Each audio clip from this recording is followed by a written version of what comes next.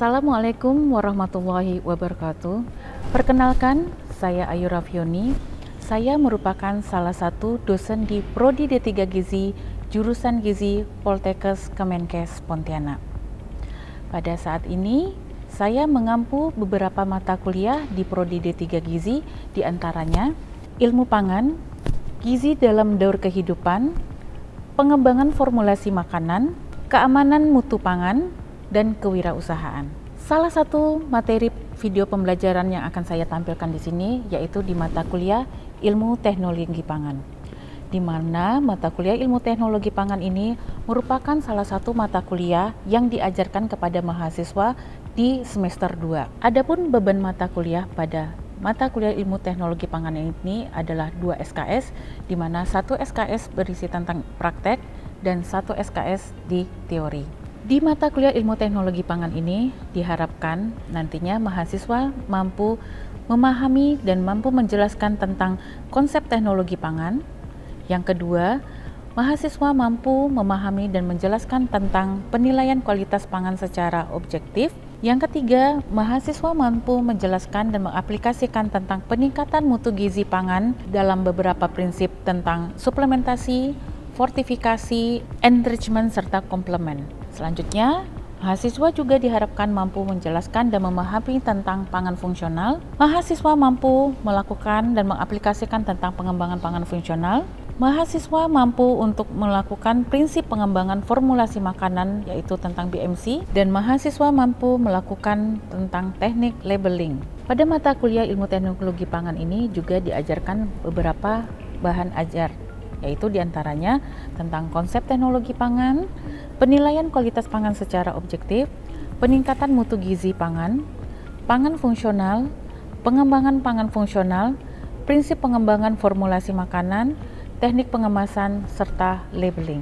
Di mata kuliah Ilmu Teknologi Pangan tadi yang terdiri atas 2 SKS, ini akan ditempuh sebanyak 14 kali pertemuan tatap muka di kelas maupun pertemuan di lab untuk prakteknya, dan 1 pertemuan untuk UTS dan 1 pertemuan untuk ujian akhir semester. Jumlah pertemuan pada mata kuliah Ilmu Teknologi Pangan ini sejumlah 16 kali pertemuan, di mana terdiri dari 14 kali pertemuan tatap muka baik di kelas maupun di laboratorium, 1 pertemuan untuk evaluasi ujian tengah semester, dan 1 pertemuan evaluasi di ujian akhir semester. Di mata kuliah Ilmu Teknologi Pangan ini, saya juga sudah memasukkan rencana pembelajaran semester dari hasil penelitian yang telah saya buat pada tahun 2022, yaitu pengembangan formulasi nugget dengan menggunakan pangan lokal, yaitu daun kedelai, sebagai salah satu pengembangan dari pangan fungsional. Pengembangan penelitian saya tentang pengembangan pangan fungsional dari daun kedelai ini sudah saya hakikan pada tahun 2022 dan sudah saya publish di Jurnal Pontianak Nutrition Journal PNJ, dan juga sudah pernah produk nugget ini kami pamerkan dalam kegiatan Hari Kesehatan Nasional di tahun 2023 di tingkat Poltekkes Kemenkes Pontianak. Untuk penyampaian materi dari mata kuliah Ilmu Teknologi Pangan ini, saya menggunakan metode dengan ada beberapa metode pembelajaran yang saya gunakan, yaitu tentang ceramah tanya jawab, diskusi di kelas, serta melakukan praktikum, yaitu praktikum di laboratorium, dan juga menggunakan praktek belajar lapangan sesuai dengan materi ajar yang disampaikan. Sedangkan untuk interaksi yang saya berikan pada mata kuliah Ilmu Teknologi Pangan ini diantaranya 1. Memberikan kesempatan kepada mahasiswa memberikan pertanyaan ketika penyampaian materi yang telah disampaikan di kelas.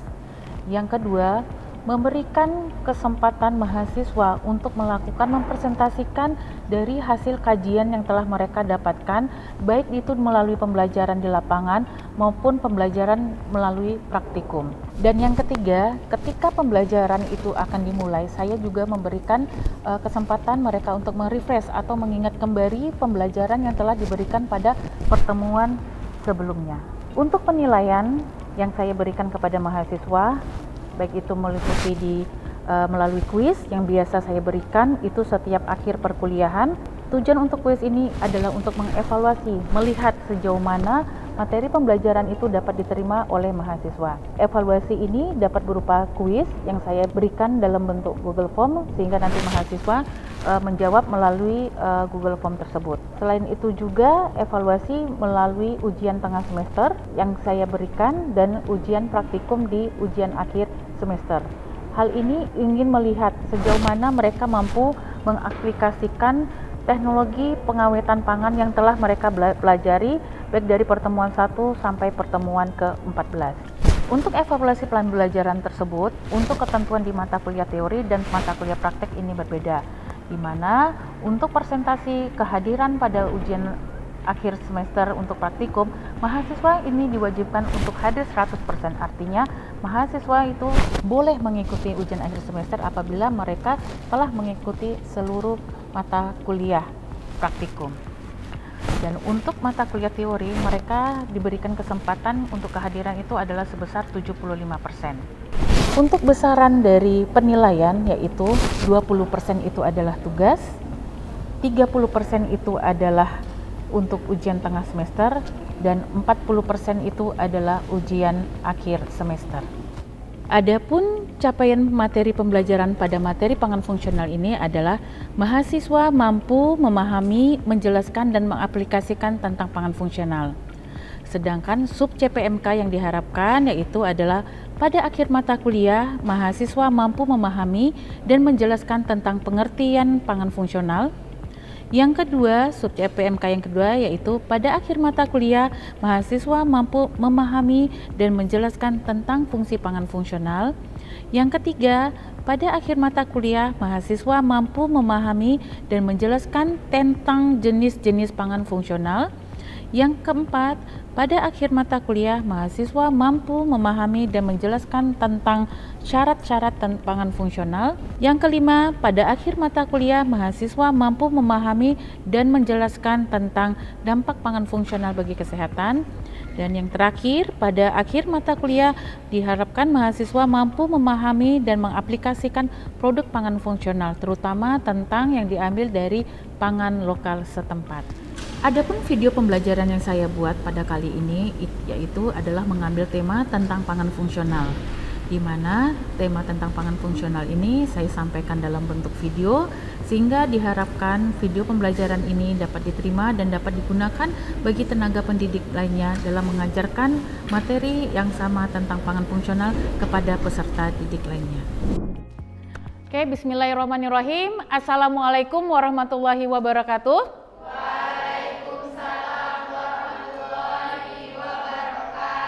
Selamat siang semuanya.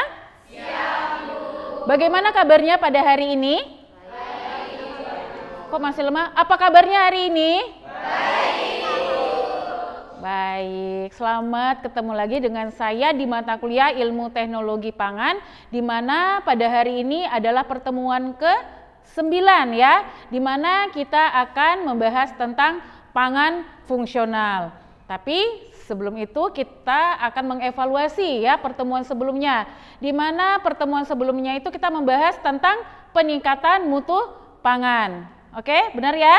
Peningkatan mutu pangan. Peningkatan mutu pangan yang kemarin kita bahas itu kan ada tentang fortifikasi, ada tentang enrichment kan. Nah, sebenarnya apa sih tujuan dari peningkatan mutu pangan? Siapa yang bisa jawab? Oke, silakan Kak. Jadi tujuan peningkatan mutu pangan itu untuk meningkatkan tingkat konsumsi dari zat gizi yang ditambahkan untuk meningkatkan status gizi populasi. Oke, kasih tepuk tangan buat kakak kita.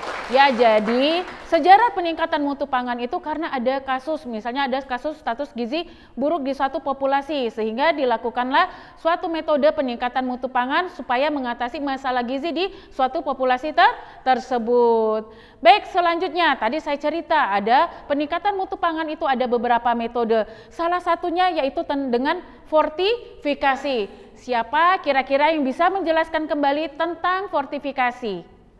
Oke, Kak Yusa? Fortifikasi itu suatu proses penambahan zat gizi seperti vitamin atau mineral yang bertujuan untuk meningkatkan kualitas gizi pada makanan itu. Oke, tepuk tangan untuk Kak Yusa. Oke, jadi sebenarnya salah satu tujuan fortifikasi itu benar. Ada zat tertentu yang ditambahkan ke dalam kelompok bahan makanan supaya nilai zat gizinya itu juga bertambah. Nah, tadi kita bilang ada zat gizi yang ditambahkan ke dalam kelompok bahan makan tertentu. Kira-kira siapa yang ingat dari pertemuan kita kemarin, kelompok bahan makanan apa saja sih yang bisa ditambahkan ke dalam fortifikasi tadi, ke dalam bentuk fortifikasi? Iya, Kak Marsha. Ada susu, yogurt, roti, garam, dan minyak. Oke, tepuk tangan untuk Kak Marsha. Ya, jadi itu adalah salah satu bahan pangan. Misalnya minyak. Minyak itu fortifikasi dari jenis vitamin atau mineral? Vitamin apa? Ayo, siapa yang ingat? Vitamin A, yaitu salah satu adalah bentuk fortifikasi kepada minyak goreng. Baik, kita akan lanjutkan pertemuan kita akan membahas tentang pangan fungsional, tapi sebelum itu supaya kegiatan pembelajaran kita pada hari ini diberikan kelancaran dan kemudahan, ada baiknya kita berdoa menurut agama dan kepercayaan kita masing-masing. Silahkan berdoa dimulai. Baik, berdoa selesai. Oke. Nah, sebelum itu saya akan menjelaskan maksud pembelajaran kita pada hari ini itu adalah diharapkan mahasiswa mampu memahami, menjelaskan dan mengaplikasikan tentang pangan fungsional itu. Jadi Anda diharapkan pada akhir mata kuliah ini Anda itu adalah mampu memahami dan menjelaskan kembali dan mengaplikasikan bagaimana sih tentang pangan fungsional. Ya, itu tujuan kita secara keseluruhan. Dari tentang pangan fungsional itu sub-sub CPMK yang akan kita bahas itu adalah mahasiswa pada akhir perkuliahan diharapkan mampu memahami dan menjelaskan tentang apa sih pengertian dari pangan fungsional. Nah, apa sih pangan fungsional itu? Itu akan kita bahas nanti. Yang selanjutnya yaitu tentang fungsi pangan fungsional itu sendiri seperti apa. Terus yang ketiga itu adalah jenis-jenis pangan fungsional itu apa saja sih yang ada di Indonesia? Ya, yang keempat itu bagaimana sih syarat pangan fungsional, ya. Terus yang selanjutnya itu adalah dampak pangan fungsional dan bagaimana kita mengaplikasikan pangan fungsional yang ada di sekitar kita atau yang lebih dikenal adalah pangan lokal, ya, seperti itu. Jadi nanti mahasiswa pada akhir kegiatan perkuliahan pada hari ini Anda mampu memahami ke-6 item ini, ya. Nah, untuk metode pembelajaran kita pada hari ini yaitu dengan cara tanya jawab selama kurang lebih 50 menit. Jadi nanti kita akan berinteraksi melalui ceramah tanya jawab, melalui pemateri yang saya sampaikan. Boleh di tengah materi yang disampaikan Anda ada yang ingin ditanyakan, silahkan Anda langsung tunjuk tangan atau saya yang bertanya kembali tentang materi yang saya sampaikan, ya. Itu selama kurang lebih 50 menit. Setelah itu kita praktikum, ya. Nah, praktikum kita pada kali ini itu biasanya kan kita biasanya di lab ya, tentang suhu tinggi, suhu rendah, fermentasi. Tetapi pada pembahasan pangan fungsional pada hari ini kita itu adalah praktikumnya dalam bentuk diskusi di kelas. Jadi nanti kita akan bagi menjadi 6 kelompok, di mana masing-masing 6 kelompok itu saya minta Anda mengkaji atau menggali potensi pangan lokal yang ada di Kalimantan Barat ini sebagai pangan fungsional. Oke? Baik, bisa dipahami? Bisa. Oke, baik, kita langsung ke subbab yang pertama. Ya, ini adalah pengertian pangan fungsional.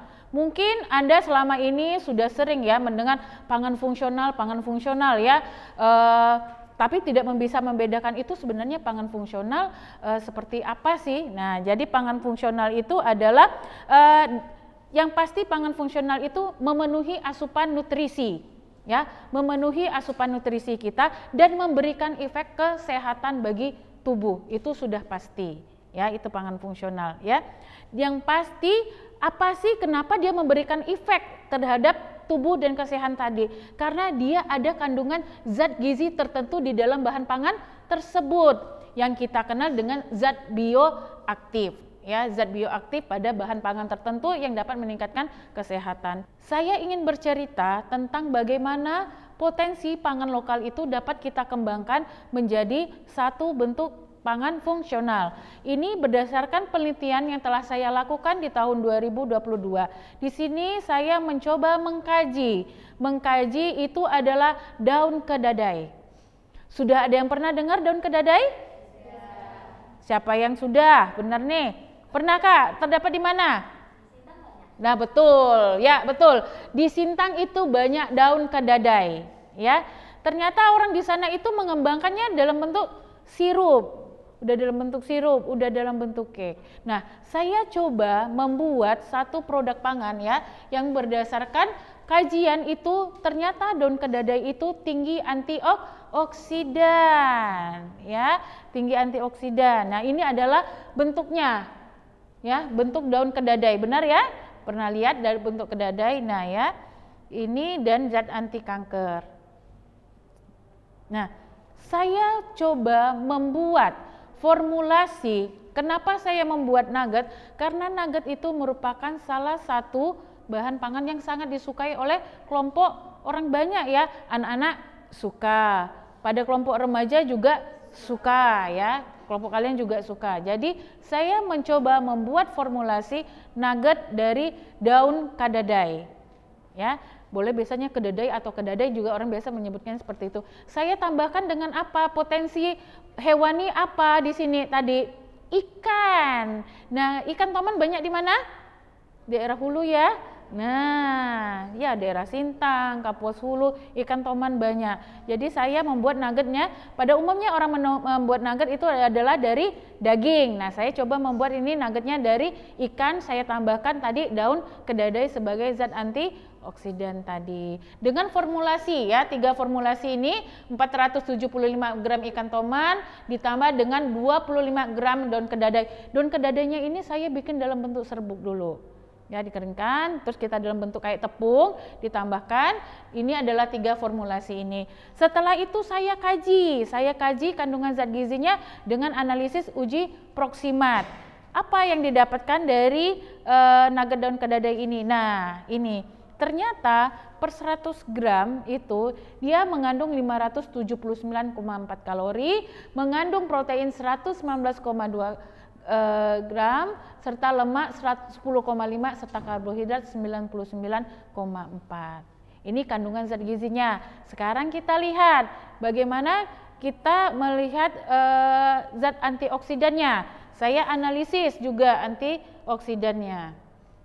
Nah, ini adalah zat kandungan antioksidan pada nugget yang sudah saya buat. Saya analisis di lab, ternyata ketika sebelum digoreng itu zat antioksidannya itu adalah sebesar 77,93, namun setelah kita goreng itu menjadi 27,619%. Kenapa? Karena ternyata zat antioksidan itu dia sangat ketika dipanaskan itu dia akan menjadi penurunan kandungan zat antioksidannya, sehingga nanti mungkin kita bisa kembangkan dalam bentuk lain untuk pengembangan daun kedadai sebagai potensi pangan lokal untuk tadi pangan fungsional ya. Oke, kira-kira ada yang ingin ditanyakan dari materi tentang pangan fungsional kita pada siang hari ini? Oke, kalau tidak ada ditanyakan, pada kesimpulan akhir pada perkuliahan hari ini itu adalah pangan fungsional dapat dikonsumsi tanpa dosis tertentu. Artinya itu terdapat di sumber bahan makanan kita sehari-hari ya. Sangat baik dan tepat dari segi gizi ya. Terus konsumsi pangan fungsional dapat dilakukan oleh pada semua kelompok umur. Artinya pada usia anak-anak tadi nugget itu bisa kita berikan, pada kelompok remaja juga kepada kelompok orang dewasa. Itu dapat kita berikan dalam bentuk olahan pangan baik secara alami maupun secara olahan. Terus diversifikasi konsumsi pangan fungsional perlu diperkenalkan sedini mungkin ya. Tadi perlu penelitian-penelitian lebih lanjut tentang pengembangan pangan fungsional tadi. Ya. Oke, bisa dipahami untuk materi kita pada siang hari ini? Bisa. Oke.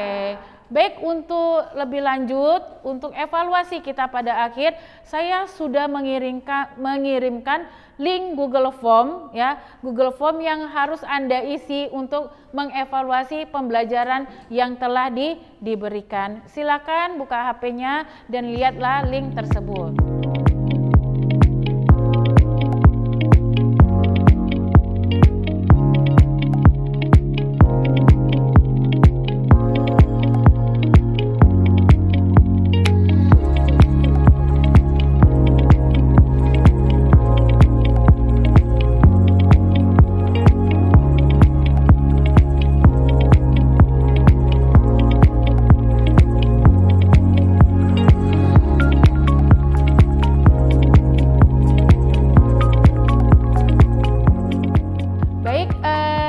Sudah menyelesaikan evaluasi akhir dari materi kita pada hari ini.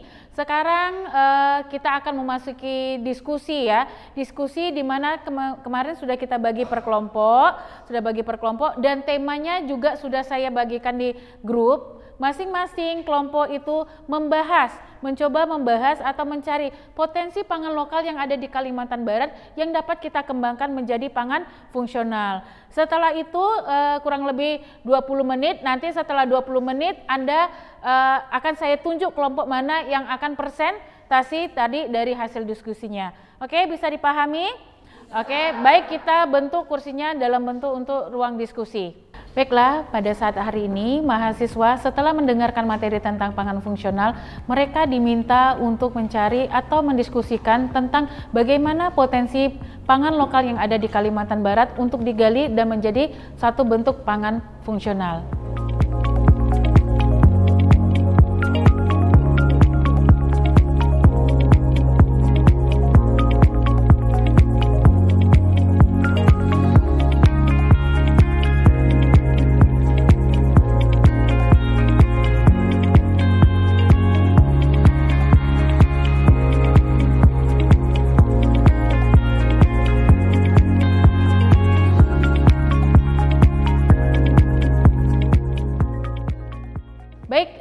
Setelah Anda berdiskusi selama kurang lebih 20 menit tadi, mungkin Anda sudah mendapatkan ya apa sih yang bisa kita gali untuk pengembangan pangan fungsional yang ada di Kalimantan Barat.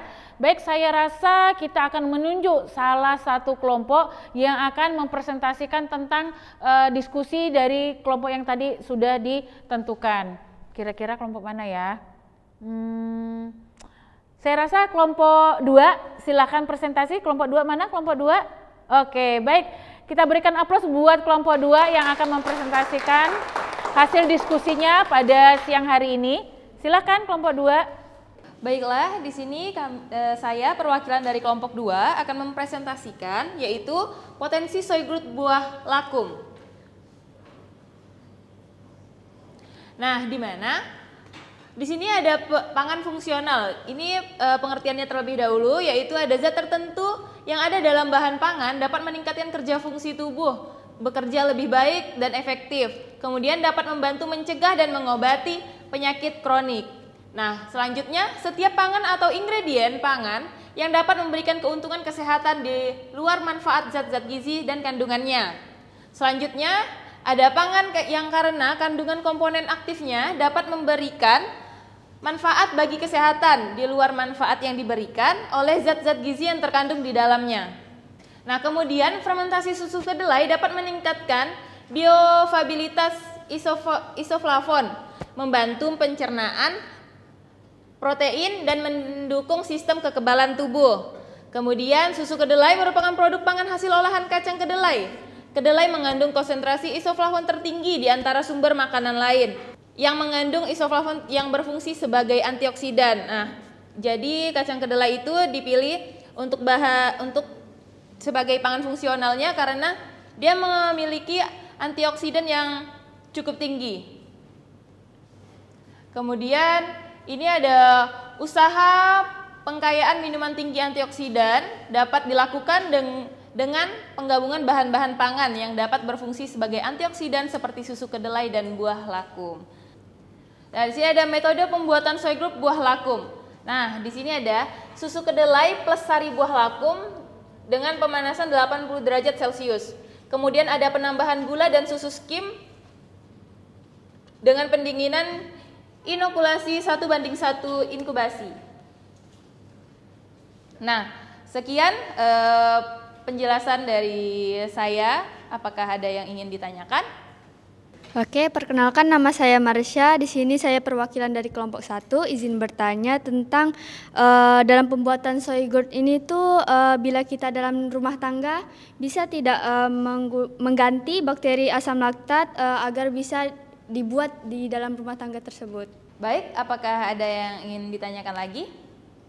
Perkenalkan, nama saya Risnandawani dari kelompok 3. Jadi saya ingin bertanya untuk komposisi buah lakum ini apakah dibuat dalam sari buah atau sirup? Baik, saya akan menjawab pertanyaan dari kelompok 1, di mana untuk mengganti bakteri asam laktat kita dapat menggunakan yogurt plain yang banyak kita temui di pasaran dengan perbandingan 1:1, yaitu dengan menambahkan 3 sendok yogurt plain sebagai bahan penggantinya. Nah, kemudian untuk saya menjawab pertanyaan yang selanjutnya. Jadi untuk pembuatan soy gurt buah lakum kita menggunakan sari buahnya. Nah, yang kemudian ditambahkan dengan susu kedelai dengan perbandingan 1:1. Apakah jawabannya sudah jelas, teman-teman? Baik, terima kasih kepada kelompok yang sudah mempresentasikan hasil penggalian secara kajian ya. Jadi tadi menampilkan tentang soy gurt buah lakum. Jadi kita baru tahu ya, mungkin ternyata di Kalimantan Barat ini ada salah satu potensi pangan lokal yang dapat dikembangkannya itu buah lakum ya. Ternyata buah lakum ini secara analisis secara keilmuan itu dia mengandung tinggi antioksidan. Nah, yang selama ini kita kenal itu kan yogurt. Yogurt itu dari susu sapi, tetapi kelompok ini coba menggali ternyata dapat dibuat dalam bentuk soy gurt. Soy gurt itu adalah yogurt dari susu kedelai yang ditambahkan dengan bakteri asam laktat. Bakteri asam laktat inilah yang nantinya memfermentasikan tadi susu kedelai tadi. Nah, untuk meningkatkan flavornya tadi dari segi warna, aroma dan rasa, nah dicobalah ditambahkan dengan si buah lakum. Ternyata dengan penambahan buah lakum ini tidak hanya memberikan dari aspek zat gizinya dan tinggi antioksidan, tetapi secara preferensi itu dapat diterima dengan baik. Warnanya menjadi lebih bagus, rasanya juga lebih dapat diterima seperti itu ya. Nah, saya harapkan dari mata kuliah tentang pangan fungsional teman-teman atau Anda ini dapat menggali kembali menggali lebih banyak potensi-potensi pangan lokal yang ada di Kalimantan Barat sehingga nanti kita mendapatkan begitu banyak produk pangan fungsional yang dapat dikonsumsi oleh masyarakat Kalimantan Barat tentunya. Oke. Baik, mungkin untuk perkuliahan kita pada siang hari ini saya cukupkan sekian. Mungkin ada afirmasi positif yang bisa diberikan oleh saya pada hari ini, yaitu artinya hari ini harus lebih baik daripada hari kemarin. Artinya apapun yang Anda kerjakan pada hari ini, pada esok hari itu harus lebih baik. Kalau hari ini Anda hanya dapatkan satu tentang materi tentang soy gurt buah lakum tadi, besok hari Anda harus dapat menggali lebih banyak lagi materi-materi lainnya tentang pangan fungsional. Baik, itu saja sekian dari saya. Saya akhiri, wabillahi taufiq wal hidayah. Assalamualaikum warahmatullahi wabarakatuh. Waalaikumsalam warahmatullahi wabarakatuh. Demikianlah video pembelajaran yang telah saya buat pada kali ini.